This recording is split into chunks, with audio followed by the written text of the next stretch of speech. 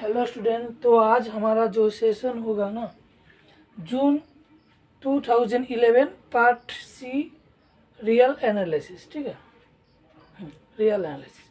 तो पहला क्वेश्चन देख लीजिए। Consider the function f of x equal to mod of cos x plus mod of sine of 2 minus x at which of the following points is f not differentiable? Option A 2n plus 1 into pi by 2, where n कहाँ पे n z पे belong कर रहा है। ठीक है। Option B n pi such that n belong z। Option C B का C n pi plus 2 such that n belong z। Option D n pi by 2 such that n belong z।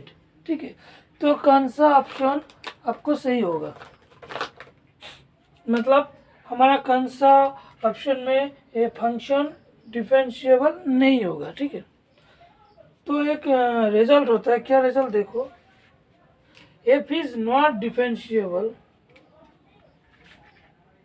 f of x equal to mod x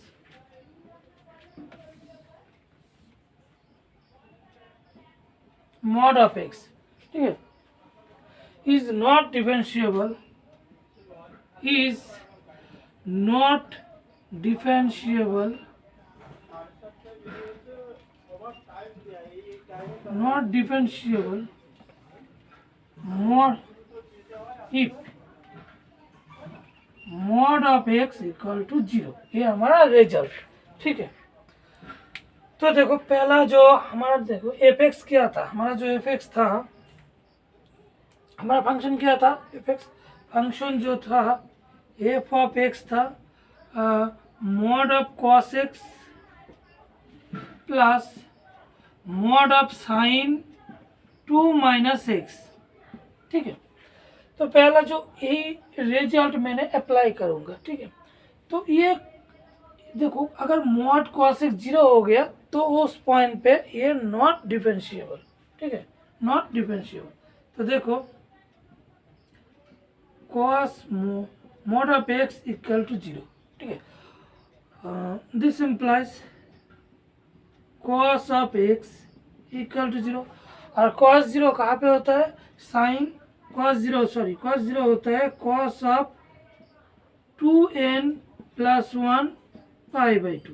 ठीक है, तो क्या मिलता है यहाँ पे x equal to 2n plus 1 pi by 2, मतलब x का value 2n plus 1 pi by 2 पे एफ एक्स डिफरेंशिएबल नहीं होता। तो यहाँ पे देखो कौन सा ऑप्शन है यहाँ पे, हाँ पहले आ गया, तो ये ऑप्शन करेक्ट हो गया। ठीक है, अच्छा तो फिर से देख लेते हैं। अब साइन एक्स का देखो बेटा, हाँ साइन एक्स। ठीक है, तो मॉड ऑफ साइन एक्स मैंने 0 कर दिया इक्वल टू 0। ठीक है, अच्छा देखो दिस इम्प्लाइज अगर मैंने साइन ऑफ x माइनस 2 लिखा तो सेम बात होता है। तो साइन 0 मतलब क्या होता है, साइन 0 मतलब साइन n पाई होता है। ठीक है, तो क्या होता है x minus 2 equal to n pi, तो x equal to n pi plus 2, और n कहाँ पे बिलोंग करता है, n z पे बिलोंग करते हैं। ठीक है, तो देखो कहाँ पे n पाई प्लस 2, हाँ ऑप्शन सी। तो हाँ सी, तो बी रॉन्ग हो गया और डी भी रॉन्ग हो गया। तो हमारा करेक्ट आंसर कौन था, ए और सी। ठीक है, ए एंड सी हमारा correct answer.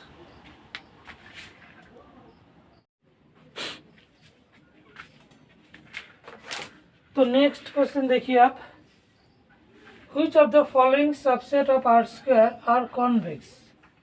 X y, option A x of y such that mod of x less than 5, mod of y less than 10। Option B x y such that x square plus y square equal to 1।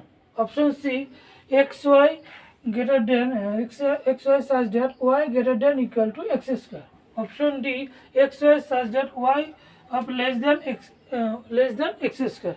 ठीक है, तो इसमें कौन सा option सही होगा?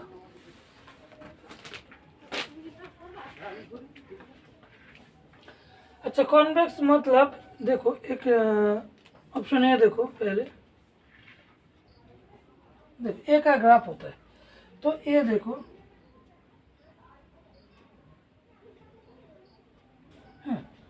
Option A का graph mod of x less than 5 मतलब +5 और -5 बीच में होता है, और y क्या होता है? मॉड ऑफ लेस देन 10, तो y 10 और -10, ठीक है, ये हमारा ग्राफ होता है।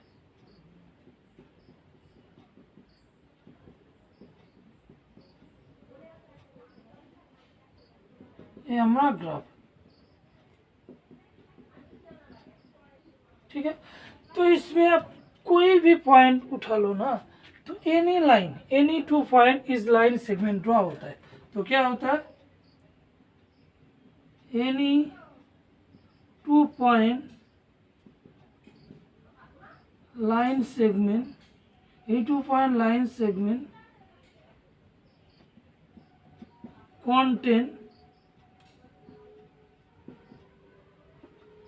contain in the figure,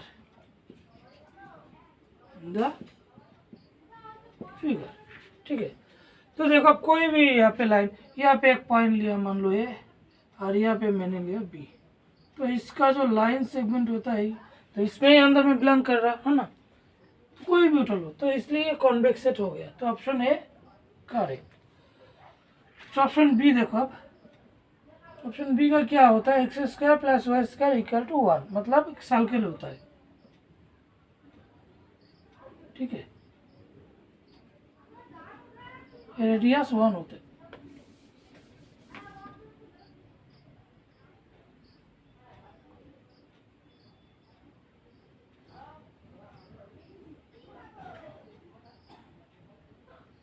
ठीक है, तो ये रेडियस होता है 1।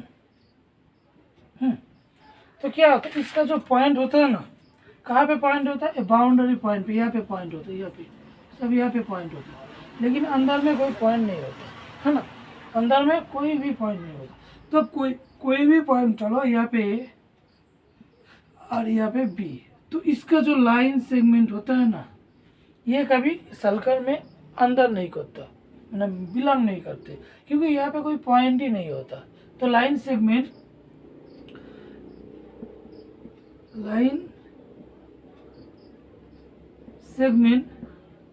AB is not contained. AB is not contained in circle, in the circle, ठीक है।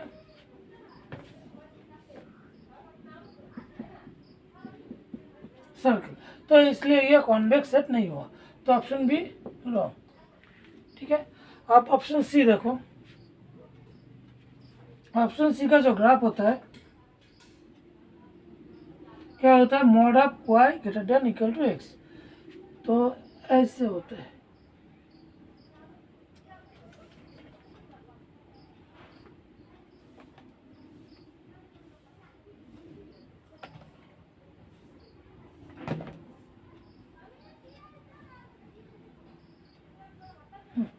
तो ये वाला पोर्शन में पॉइंट, सब पॉइंट होता है, ठीक है। तो ऐसे चलता है और ऐसे चलता है। तब कोई भी पॉइंट उठा लो, यहाँ पे ए मान लीजिए, यहाँ पे ए, यहाँ पे बी, तो ये जो पॉइंट होता है बी, तो लाइन सेगमेंट क्या पे वहाँ पे कंटेन करता है ना, तो जो हमारा जो सेट था उस सेट में कंटेन कर रहा है, तो इसलिए कॉन्वेक्स सेट हो गया। ऑप्शन सी राइट, ठीक है। आप ऑप्शन डी का बात, ठीक है, ऑप्शन डी देखो, ऑप्शन डी का जो ग्राफ होता है, ऑप्शन डी का ग्राफ ऐसे होता है,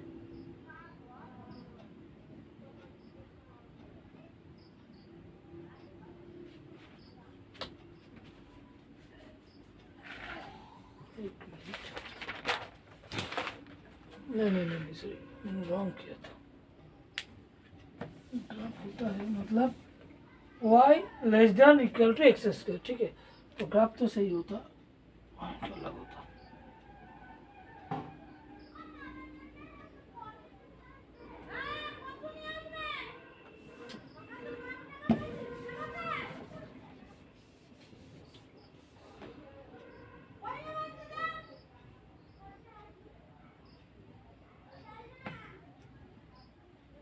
ठीक है, तो देखो y less than equal to x square, तो इसके अंदर जो ये वाला पॉइंट होता है, यहाँ पे जो पॉइंट होता है ये वाला पॉइंट होता है, ठीक है, ये वाला पॉइंट होता है।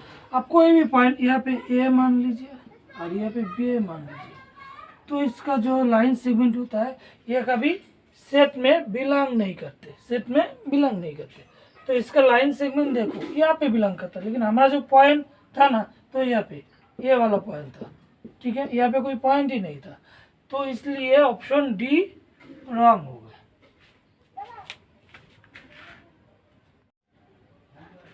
तो नेक्स्ट क्वेश्चन देखिए आप, let x denote the 2 point set 0 1, मतलब एक सेट होता है उसमें 2 पॉइंट होता है 0 और 1, आइदर 0 आइदर 1 होता है, ठीक है। And write x j equal to 0 1 for every j 1 2 3 dot dot dot, मतलब ये नेचुरल नंबर चलेगा, ठीक है। Let y equal to j equal to 1 to infinity x j, ठीक है।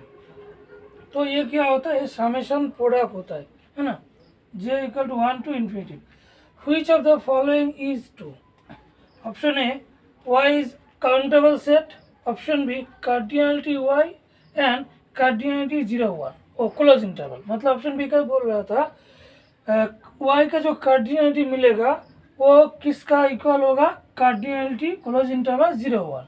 ऑप्शन सी देखो, union n to 1 to infinity summation intersection j equal to 1 to n x j is uncountable. Option D y is uncountable, ठीक है।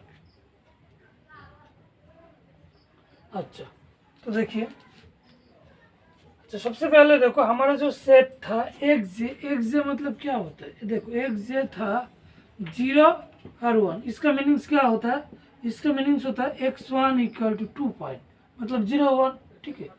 तो x2 भी होता है 2 point, x3 भी होता है 2 पॉइंट, ऐसे सो ऑन xn होता है 2 पॉइंट, तो होता है ना। तो हमारा y क्या था, y हमारा क्या था, ये प्रोडक्ट था, समेशन प्रोडक्ट था 1 टू इन्फिनिटी एक्स जे, ठीक है। तो ये पे 2 2 ऐसे ऐसे चलेगा 2, ठीक है।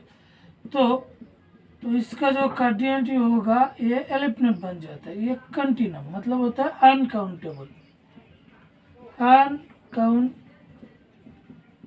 ठीक है। अच्छा, तो y का सेट का क्या होता है, y इसका अनकाउंटेबल होता है, लेकिन यहाँ पे क्या होता है काउंटेबल, तो ऑप्शन ए रॉन्ग, ठीक है। अब देखो किसी भी क्लोज इंटरवल कार्डिनलिटी जो होता है वो अनकाउंटेबल होता है, मतलब हमारा जो ये होता है ना कार्डिनलिटी क्लोज इंटरवल 0 1, यह होता है अनकाउंटेबल, तो इसलिए ऑप्शन बी राइट होगा। ऑप्शन सी देखो, यहाँ पे बोला था summation j equal to 1 to n, मतलब फाइनाइट टर्म, और फाइनाइट टर्म क्या होता है, किसी भी काउंटेबल सेट का फाइनाइट जो प्रोडक्ट होता है वो हमेशा काउंटेबल होता है ना, तो इसलिए एक अनकाउंटेबल, तो ये पे अनकाउंटेबल दे दिया, तो ये रॉन्ग हो गया, ठीक है। एक रिजल्ट आप लिख सकते हो, रिजल्ट होता है finite product of countable set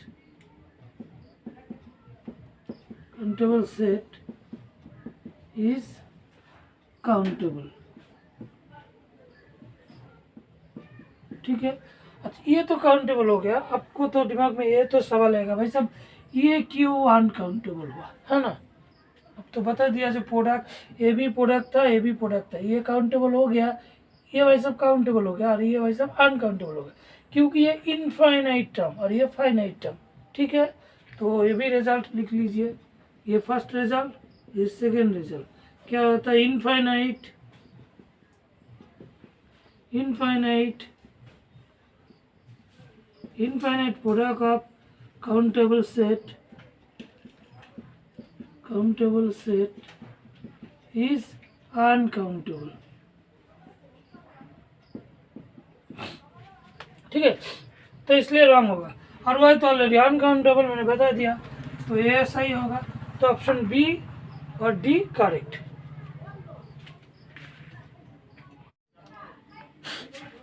चलिए next question, which of the following is are matrix on R, मतलब कौन मैट्रिक्स हो रहा था। ठीक है, ऑप्शन में देखो D of x y equal to minimum of x comma y. Option B D of x y equal to mod of x minus one. Option C D of x y equal to mod of x square minus y square. Option D D of x y equal to mod of x cube minus y cube. ठीक है, तो आपको पास एक result होता है, तो अगर ये रिजल्ट याद होगा तो ये आप चुटकी में कर सकते है ना। रिजल्ट देखो,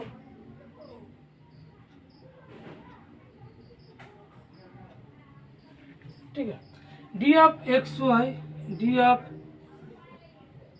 Y mod of x n minus mod of y n is metric on R, is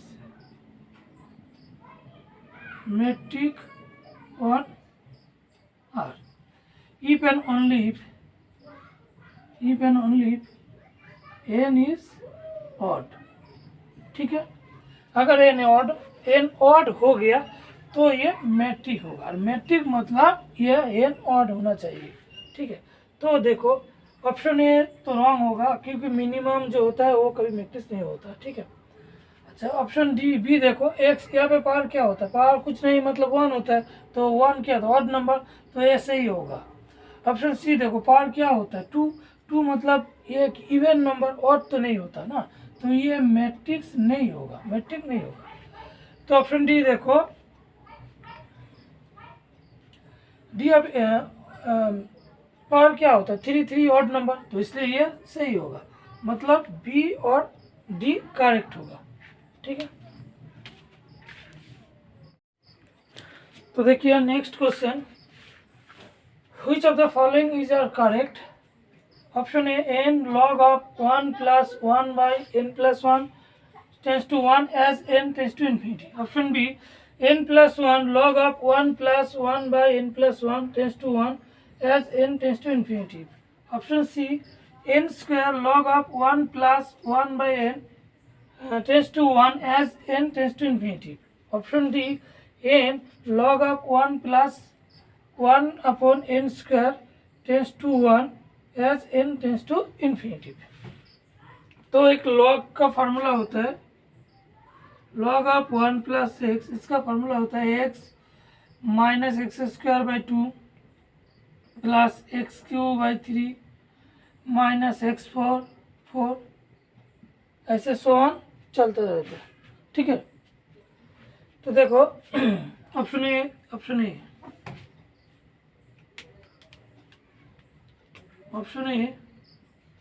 क्या था, n log of 1 plus 1 by n plus 1, तो मैंने लॉग का जो सीरीज मैंने ये टर्म को सीरीज कर दिया, लॉग सीरीज का फॉर्मूला यूज किया, तो minus 1 by 2 into n plus 1 whole square plus 1 upon 3 n plus 1 cube minus 1। ठीक है, तो आप 1 को मल्टीप्लाई कर सकते हो। ठीक है, मैंने 1 को मल्टीप्लाई कर दिया, देखो तो क्या होता है, n n plus 1 minus n 2 n minus 1 whole square plus 1 upon 3 n, sorry यहाँ पे एन होता है क्यू माइनस 1। ठीक है, तो यहाँ पे देखो, यहाँ पे 1 मिलता है, कैसे मिलेगा देखो, मैंने एन से वाई डिवाइड किया था, तो यहाँ पे देखो, यहाँ पे पावर में क्या होता है, एन का पावर बड़ा होता है ना, 2 होता है, ये 1 होता है, यहाँ पे 3, तो जितना जाएगा उतना पावर बड़ा होता है, तो इसलिए वहाँ पे 0 बन जाता है ना। तो अब जब भी मैं n टेंस टू इन्फिनिटी लगा दूँ तो यहाँ पे 0 होता है, और यहाँ पे 1 होता है, बाकी सब 0 -0 +0 -1, ठीक है। तो क्या होगा, ये ऑप्शन 1 सही होगा, ठीक है। तो ऑप्शन 1 करेक्ट होगा, ये करेक्ट होगा, ठीक है। तो ऑप्शन बी देखो,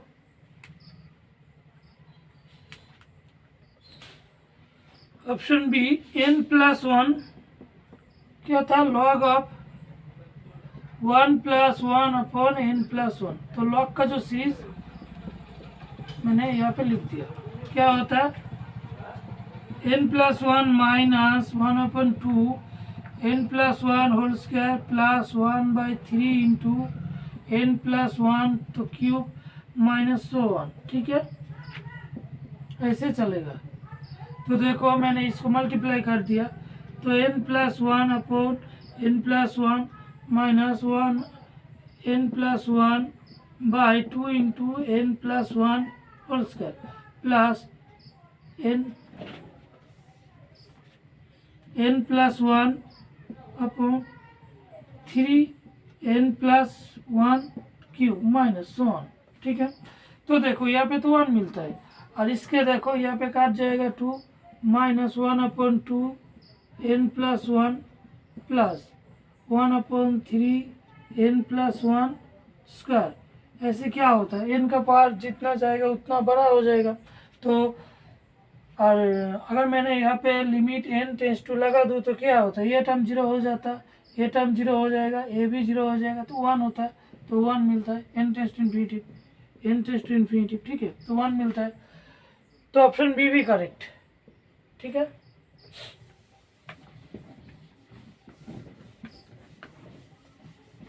ऑप्शन सी देखिए, option C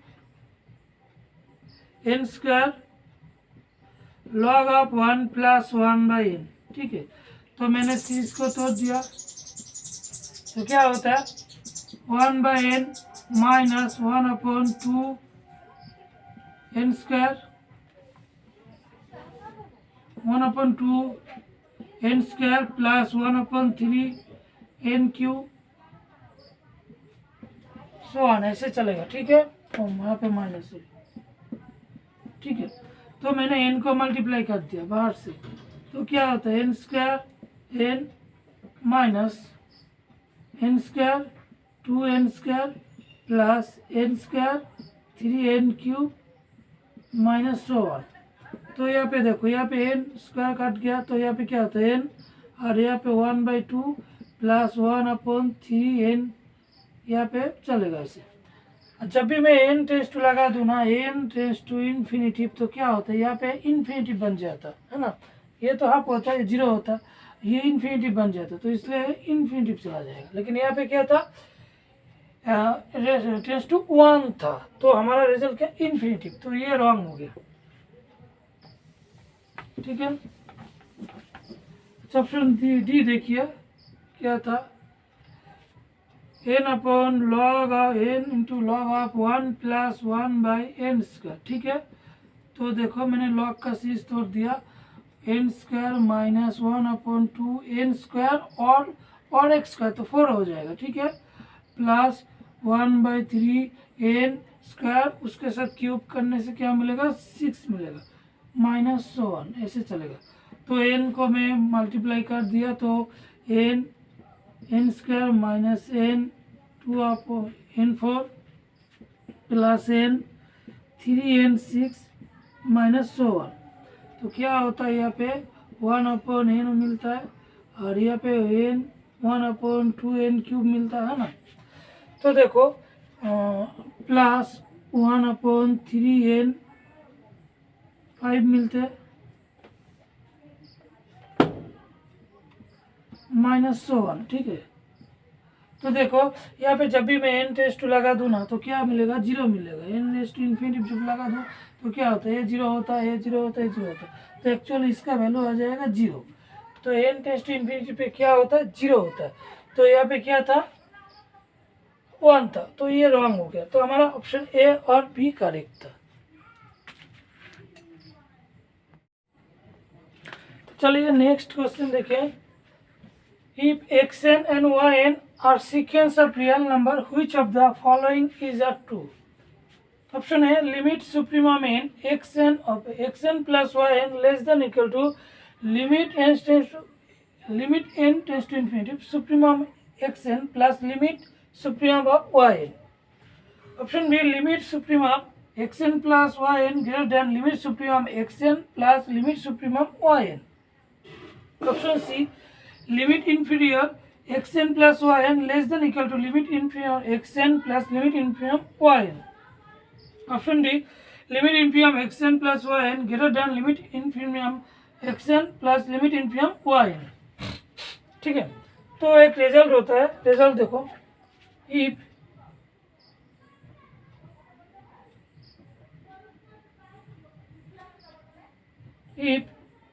xn and yn are sequence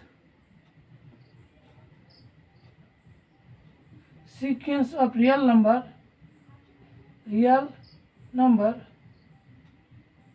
then limit supremum xn plus yn less than equal to limit supremum xn plus limit supremum yn. ठीक है, ये पहला result.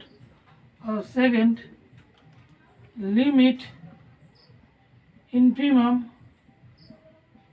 x and yn greater than limit infimum xn plus limit infimum yn. ठीक है, ये हमारा result. तो देखो, ऑप्शन ए तो सीधा रिजल्ट का, ये रिजल्ट बेस्ड का क्वेश्चन. ठीक है, ऑप्शन सीधा ए करेक्ट हो गया, ऑप्शन बी रॉन्ग हो गया, ऑप्शन सी भी रॉन्ग हो गया, ऑप्शन डी करेक्ट. ठीक है,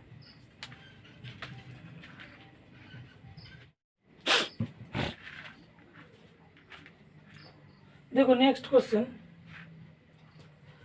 Let fn be a sequence of integral function defined on an interval ab, then option A, if fn tends to 0 at most everywhere, then integration a to b fn x dx tends to 0. Option B, if a to b fn x dx tends to 0, then fn x tends to 0 at most everywhere. ठीक है. Option C, if fn x tends to 0 at most everywhere and each fn is a bounded function, then a to b fn x tends to 0. Option D, if fn tends to 0 at most everywhere and fn x मतलब each fn are uniformly bounded, then a to b fn x dx tends to 0.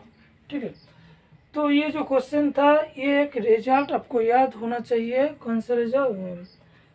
Theorem, bounded convergence theorem, bounded convergence theorem. ठीक है, तो पहले theorem लिख लीजिए. क्या होता है? Bounded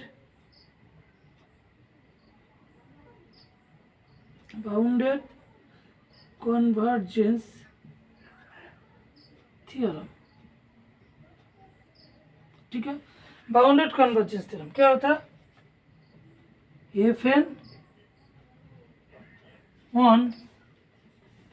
fn on interval a comma b such that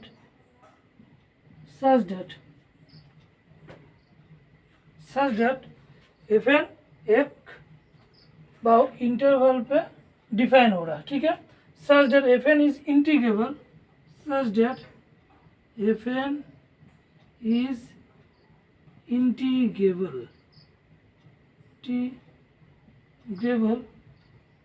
on close interval ab. ठीक है. सेकेंड कंडीशन, fn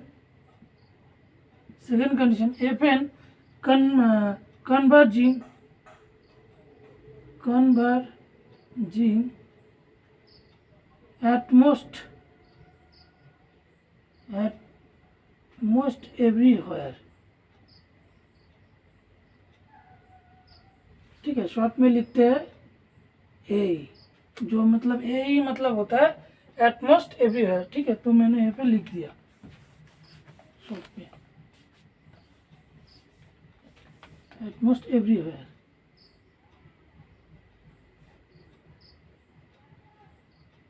ठीक है, ये ई। थर्ड होता है f n uniformly bounded. F n is uniformly bounded,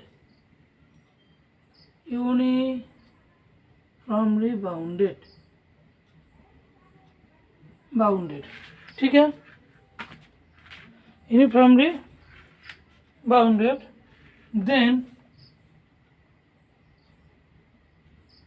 then limit n tends to infinity,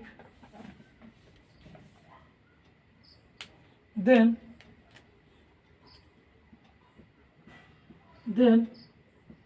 limit n tends to infinity integration a to b fn x dx equal to a to b limit n tends to infinity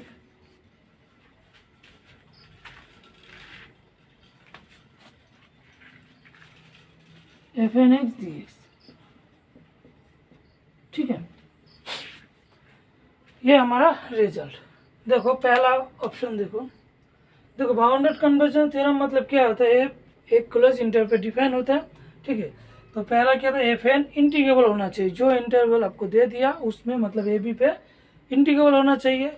second क्या होना चाहिए, converging होना चाहिए almost everywhere, converging almost everywhere.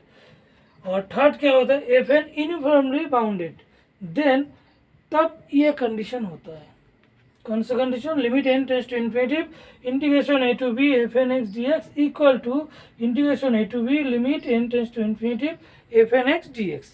ठीक है, तो देखो पहले जो क्वेश्चन था, if f n tends to zero at most everywhere then tends to zero, नहीं, क्योंकि ये एटमोस्ट एवरीवेयर बता दिया, लेकिन यहाँ पे जो फर्स्ट कंडीशन थर्ड कंडीशन मतलब यूनिफॉर्मली बाउंडेड नहीं बताया, तो इसलिए ऑप्शन ए रॉन्ग हो गया।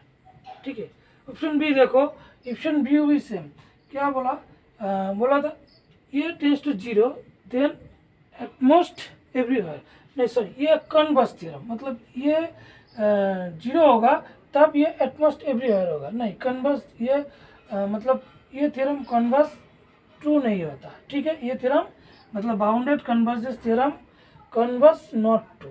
ठीक है, तो इसलिए ऑप्शन रॉन्ग। ठीक, ये क्यों नहीं हुआ, क्योंकि not given uniformly bounded.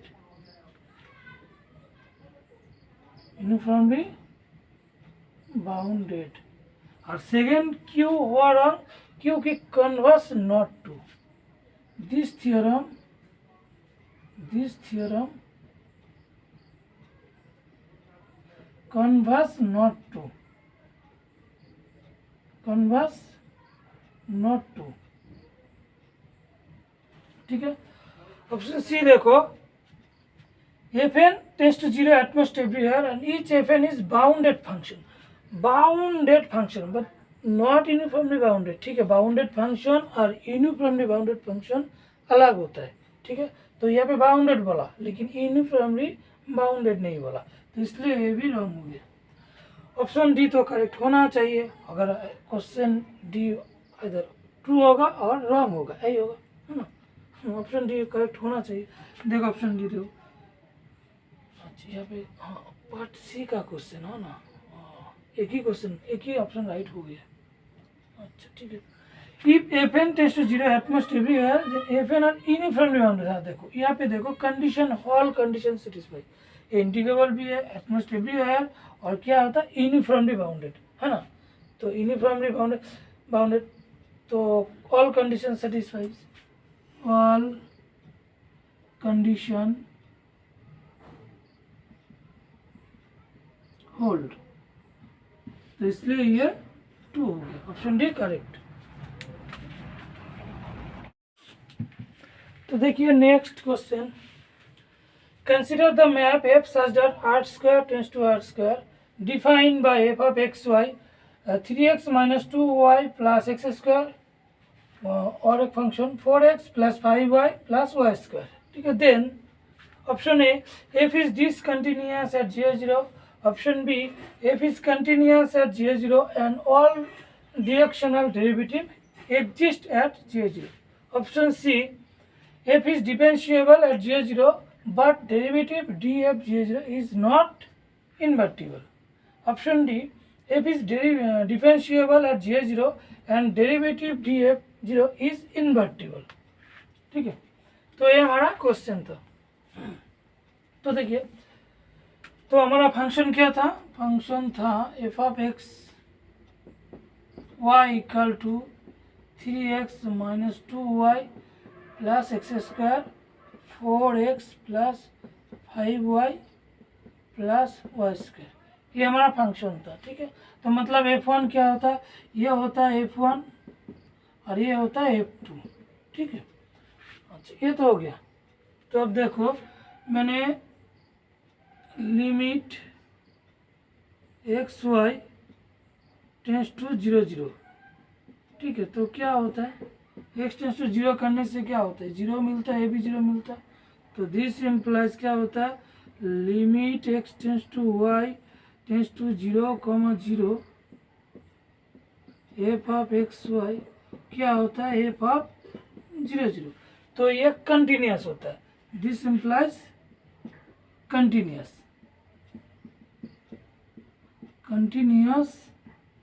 Eight 0 0। तो 0 0 पे कंटिन्यूस होता है ना। तो हमारा ऑप्शन ए क्या था, डिसकंटिन्यूस, तो ये रॉन्ग हो गया, ऑप्शन ए तो wrong.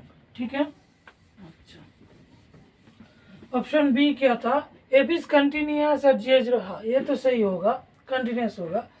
All derivative all directional derivative exist, मतलब डायरेक्शनल डेरिवेटिव करना होगा। तो डायरेक्शनल डेरिवेटिव का जो फार्मूला होता है ना, क्या होता है, देखो हमारा डायरेक्शनल डेरिवेटिव का formula D of u f x1 x2 so on xn। ठीक है, क्या होता है, limit h tends to 0 f of x1 plus a1 x2 plus a2 so xn plus an minus f of x1 so on xn by s. ठीक है, ये हमारा formula. तो देखो हमारा क्या होता है, ऑप्शन बी। ठीक है, डी यू एफ क्या होता है, मतलब यहाँ पे देखो x1 x2 मतलब दोनों पॉइंट है x1 और x2। ठीक है, x और 1, तो यहाँ पे 0 0 दे दिया, 0 0 इक्वल टू क्या मिलता है, limit h tends to 0 f of 0 plus h a1 0 plus h a2 minus f of 0 0 by h. ठीक है, अच्छा देखो equal to limit h tends to 0। देखो मैंने h1 को पुट कर दिया यहाँ पे x के और y को जगह पुट कर दिया h a2। ठीक है, तो क्या मिलता है, देखो यहाँ पे मिल जाएगा 3 h a1 minus 2 h a2 है ना, प्लस क्या मिलेगा यहाँ पे a स्क्वायर 1 स्क्वायर। ठीक है, अच्छा उसके बाद देखो यहाँ पे मैंने बैठा दिया 4 h a1 ठीक है plus 5 h a2 plus a square a2 square. ठीक है, और 0 0 तो मतलब 0 ही होता है, यहाँ पे 0 होता है तो 0 बैठने के लिए कोई ज़रूरत नहीं है ना। तो क्या होता है इस, देखो यहाँ पे मैंने इस कॉमन लिया तो हो जाता है एच टेंस टू 0, यहाँ पे एच कॉमन लिया और अच्छा देखो मैं करके दिखाता हूँ, A1 माइनस 2A2 मैंने एच कॉमन लिया, ठीक है, एच A1 स्क्वायर, उसके बाद 4A1 plus 5A2 plus A2 square, ठीक है, एच, ये एच कट गया तो 0 में बैठा दिया तो क्या होता, 3A1 minus 2H 4A1 plus 5A2, है ना। तो फॉर ऑल A1 A के लिए क्या एग्जिस्ट होता है, for all A1 and A2 for all A1 A के लिए क्या होता है, एग्जिस्ट होता है, एग्जिस्ट, है ना। तो ऑप्शन बी तो ऑलरेडी करेक्ट, क्योंकि ये पहले ही मैंने कर दिया कंटिन्यूस, उसके बाद मैंने दे दिया कराया था डेरिवेटिव, है ना। तो ऑप्शन बी सही होगा। अब ऑप्शन डी है ना, ऑप्शन सी करना होगा। हाँ, ऑप्शन सी के F is differentiable eight 0 but derivative D f is not invertible. हाँ, इन्वर्टिबल मैंने प्रूव करना होगा, डिफरेंशियल तो हो गया।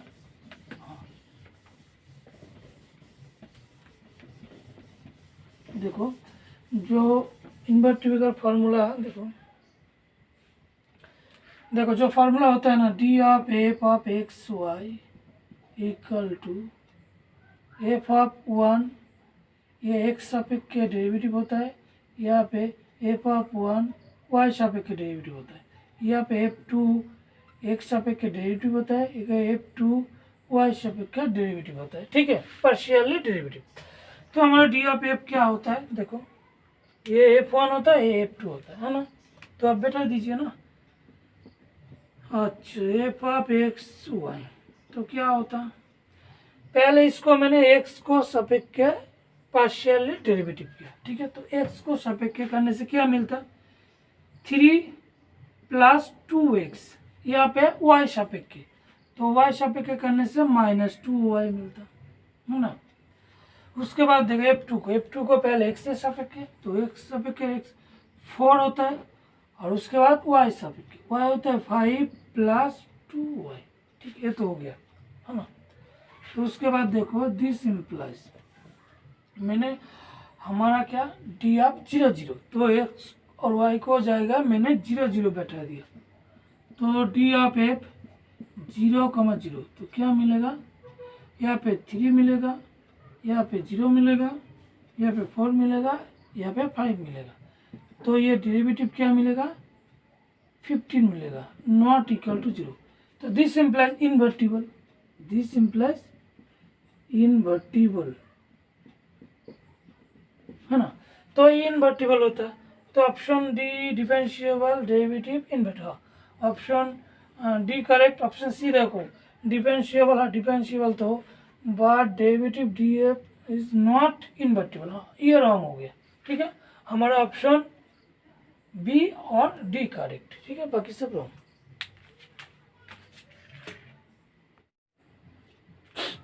चलिए next question, let f equal to f such that r tends to r such that mod of f of x minus mod of y, f of x mod of f of x minus f of y less than k mod of x minus y raised to alpha for all x y belong r, and for some alpha greater than 0 and some k greater than 0, which of the following is a true।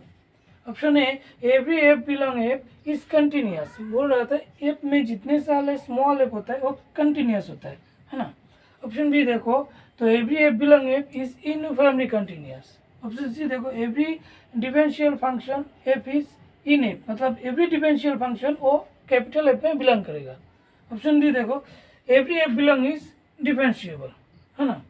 तो बोला जितने सारे मैंने capital F में जो small F belong करते और differential होता। कैपिटल एफ स्मॉल एफ मतलब देखो, कैपिटल एफ मतलब क्या होता है और स्मॉल एफ, कैपिटल एफ मतलब क्या होता है, जो ये जो दे दिया ना गिवन इक्वेशन, वो वाला फंक्शन को सेटिस्फाई होना चाहिए, ठीक है। अच्छा तो देखो ऑप्शन पहले, अच्छा हमारा जो ये था क्या था हमारा फंक्शन गिवन था f of x minus f of y, ठीक है, K mod of x minus y alpha, ठीक है। तो मैंने अल्फा को 1 लिया, लेट अल्फा इक्वल्स टू 1, तो क्या होता है देखो, f of x f of y by x minus y mod less than equal to का, ये क्या होता है एफ डैश वाई होता है लेस देन इक्वल टू के, ठीक है। क्या होता है ये बाउंडेड होता है, डेरिवेटिव इज बाउंडेड, क्या होता है यह डेरिवेटिव बाउंडेड होता है,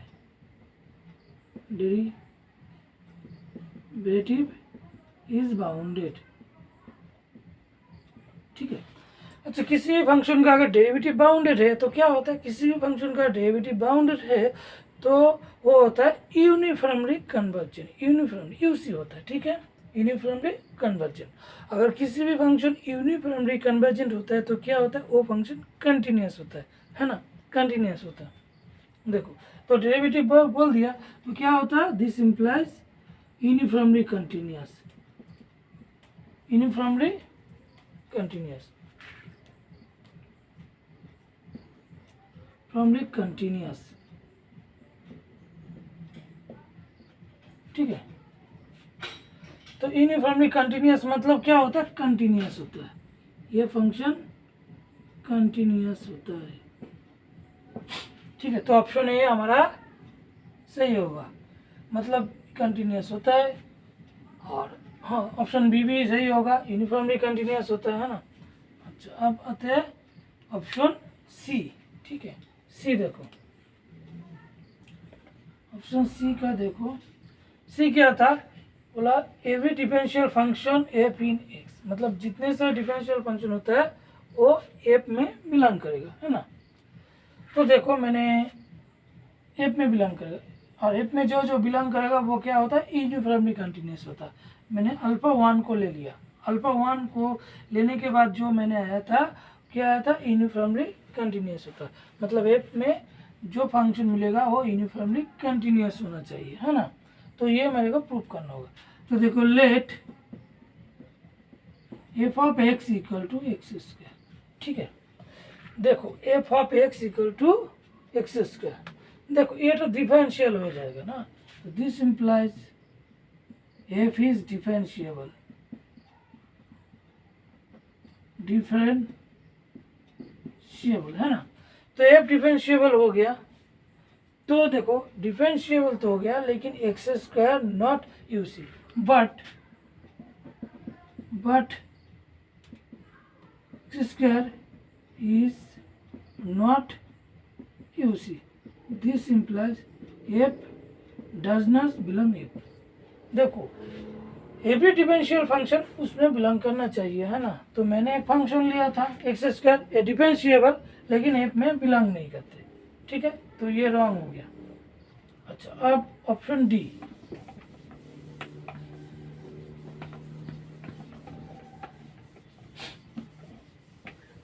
ऑप्शन डी देखो, अच्छा बोल रहा था एवरी एफ बिलोंग एफ, मतलब जो एफ में बिलोंग करेगा, कैपिटल एफ में, वो डिफरेंशिएबल हो गया, ठीक है। तो ऑप्शन डी देखो, मैंने एक फंक्शन लिया एक्स मॉड ऑफ एक्स, ठीक है, which is not differentiable, which is not differentiable, ठीक है, which is not differentiable, ठीक है, differentiable at x equal to 0, ये x 0 पे डिफरेंशिएबल नहीं होगा, लेकिन ये कंडीशन होल्ड हो गया, ये कंडीशन होल्ड हो गया, f of x minus f of y mod of x minus mod of y, condition hold. देखो मतलब बोल रहा था जितने सारे आएगा वो डिफरेंशिएबल होगा, देखो ये तो कंडीशन होल्ड हो रहा था, लेकिन ये डिफरेंशिएबल नहीं होगा, ठीक है, तो ये भी फॉल्स हो गया। यहाँ पे लिख देते 1, तो 1 कंडीशन होल्ड, 1 कंडीशन होल्ड, ठीक है, तो ऑप्शन डी रॉन्ग हो गया। Thank you all of you.